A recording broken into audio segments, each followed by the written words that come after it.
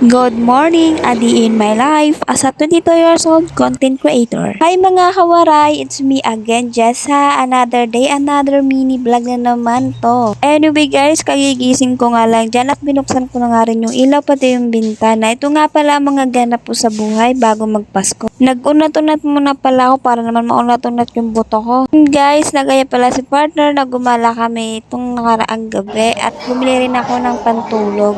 At sa bazaar na kami pumunta ng People's Park, Valenzuela. Kaya nga pala naisipan ng partner ko na bilan ako ng pantulog dahil wala ako ng pantulog. Hala siya.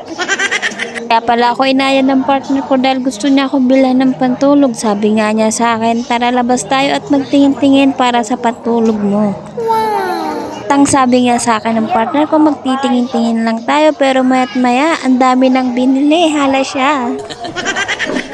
Anyway guys, balak ko nga pala yan i-vlog, i-video, kaso nga lang hindi natuloy dahil umambon kaya sumilong na lang kami at umuwi na rin kami. At kaya nga pala ako binila ng partner ko dahil napakamura at napakaganda ng tela at walang pag-alinlangan, sinuot ko na nga rin yan.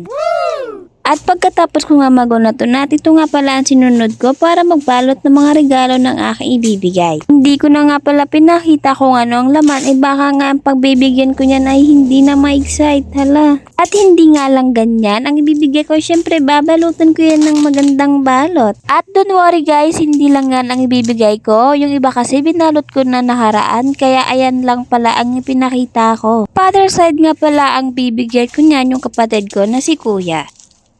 And dito guys, naligo pala ako at para maganda, pinapatuyo ko nga pala dyan yung buhok ko para magkulot. At dahil nga ako rin ang kukuha ng ayuda ng lolo, hindi ko na nga pala pinasama si lolo dahil matanda na at hindi niya nakaya. At andito na nga pala ako, marami na ng tao at marami na rin palang nakahanda na ayuda.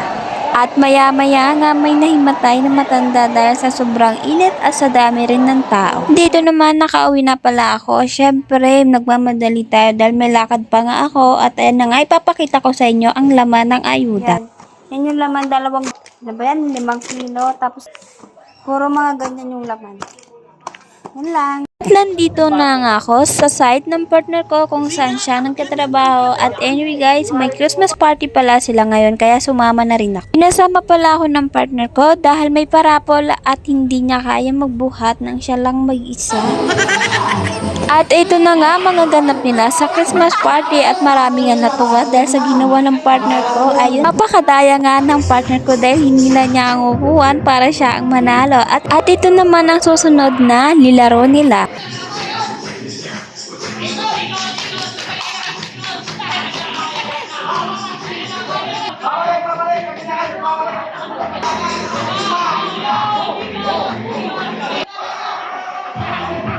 At kabilang grupo nga ang nanalo. Ayun lamang, maraming salamat sa panonood.